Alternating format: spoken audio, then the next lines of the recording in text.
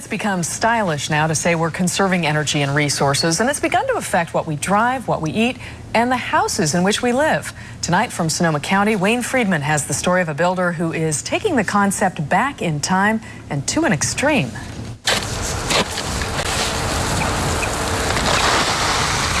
By now, the neighbors have grown used to the sight of Miguel Elliott digging holes in his backyard again. This dirt actually has about 70% sand, 30% clay. While it's true that most people might not appreciate such earthly qualities, we are not connoisseurs of dirt. But Miguel has felt drawn to it for most of his life, and his parents have the pictures as proof. He liked being outside and doing things with his hands. Now the natural evolution. As we watched, Miguel mixed a little water into that dirt, and then he danced in it. Then he added some straw and danced some more. And before long, he'd molded gobs of the material historically known as cob. This is the oldest building material on Earth, and the majority of people in the Earth and the world live in Earth homes. And so his Back to the Earth movement in an era of prefab houses and drywall. Miguel uses cob to build small ovens. For a little more, he can add a large patio bench to surround those ovens, or a sculpture for a wall. This pet project behind the family home is a sauna crafted from that very same dirt in the backyard. This could actually be a house. I often sleep in here. I often put a plywood and a mattress here. And why would you want to sleep in here? Well, it's like every man needs a dome. I mean, come on. Every man needs a cave. I would say his imagination was always a thing about Mickey that was the most pronounced. He was actually conceived in a tent. We can make this red, right? Miguel learned earthen building while living in Central and South America. He came home to Sonoma County to try to make a business of it and seems to have found himself in the process. Now he gives weekend workshops. It's the perfect work party medium because kids can do it, elderly can do it, disabled can do it, people with addictions can do it. So, you know, some of them are addicted to cob. Like, yeah. Spoken like a man who has found a little bit of heaven by digging in the earth. His family is grateful. They still have a lot of it. Do you worry about losing your backyard? We have an acre of land. From Petaluma, Wayne Friedman, ABC 7 News. That's good to know. He's got plenty more to dig. Lots more dirt. All right.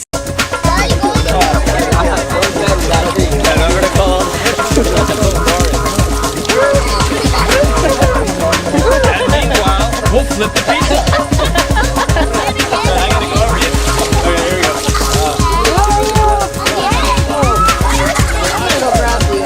This is a wheat-free. This is a rice flour. So we can put this pizza here on a little boat, little raft. Alright. And we can go ahead and help yourself.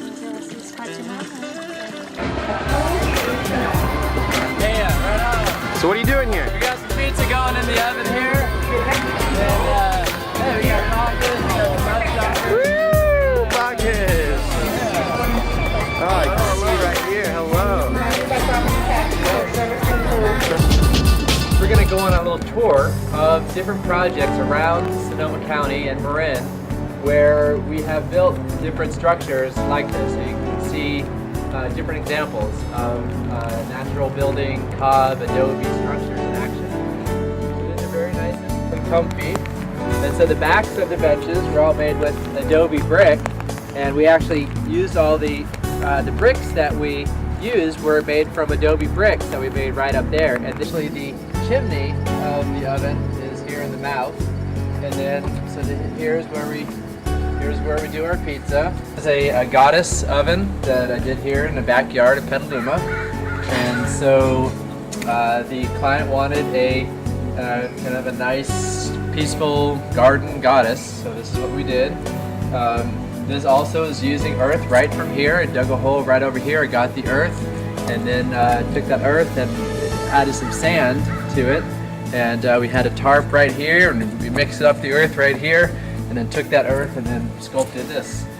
This here is a meditation dome that I built this year, right after I got back from Africa.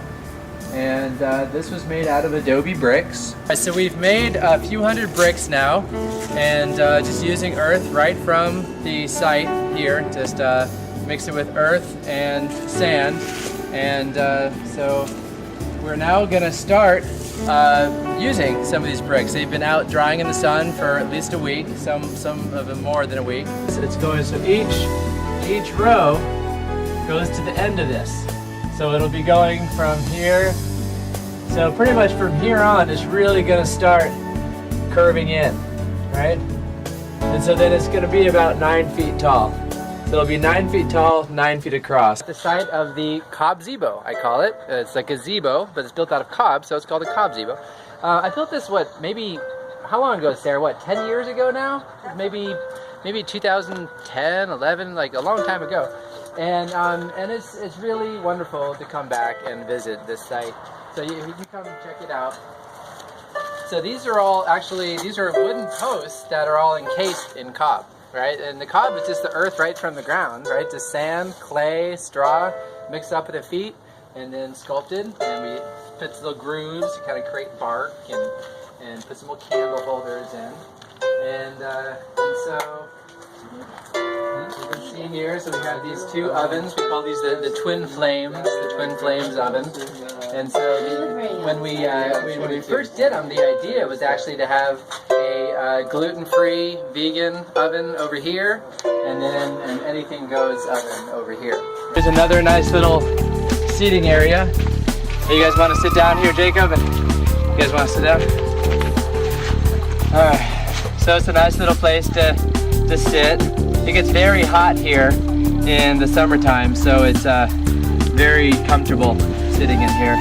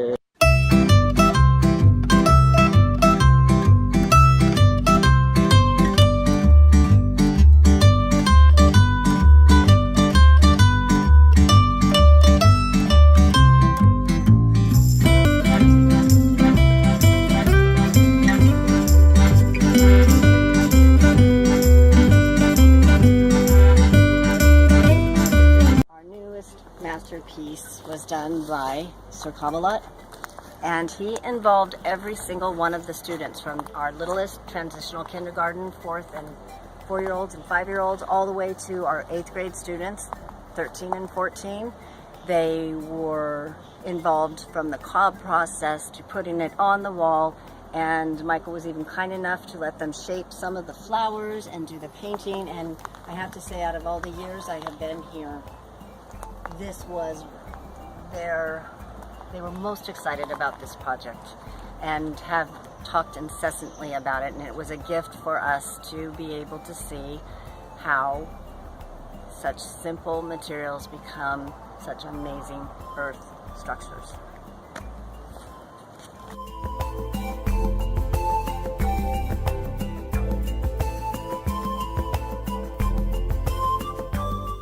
We are outside the Strawbale School now, here at the Sacred Stone Camp. So you see here, this is the side of the Sacred Stone Community School. So the idea is that this is going to be a school for the children here at the camp, and hopefully this will actually become a permanent village of some sort. And so the owner of the property asked if we could actually build this Strawbale School for the kids. And so I'll show you inside. This is actually, so far, this has been a project of about 3 weeks of working to get the straw bales up and the roof. And so we've been working this past week on getting the earth put on the walls.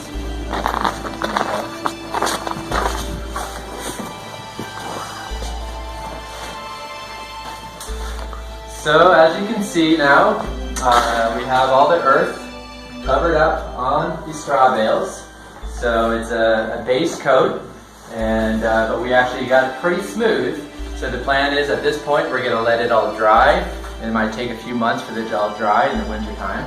So this is how we've been heating up our space here with this barrel oven, and also this rocket barrel mass heater stove, you know, with a nice heated bench. So I've arrived here in El Bolson in southern Patagonia, Argentina, and just got here today, and I'm very excited. And I'm here at the La Escuelita school, the Waldorf kindergarten school that I worked on about 10 years ago, back in 2002.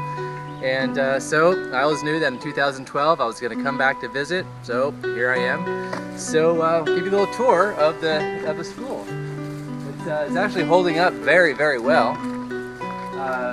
So since I was here last, they put a red pigment on it, probably a lime wash of some sort with a red pigment. My name is Nita B. I'm with the Village in Oakland. We are a group of housed and unhoused folks here in Oakland that see the crisis of homelessness and gentrification. The crisis of housing and gentrification has created this ridiculous crisis of homelessness, as you can see, where people are living in inhumane conditions. And so what we're trying to do is seize public land and private lands to build homes for folks. We're excited that Miguel will be here to build a cob house and a cob oven. Hi, welcome to the Hobbit Hut here at the Solar Living Center in Hopland. This is a structure I've been working on for the last couple months. It's made out of wooden shipping pallets, insulated with straw, and covered in an earthen adobe cob mixture. I'm pretty certain that this model here is about the best example design that I've come across for super low cost, very quick to build, very durable, and well insulated structure.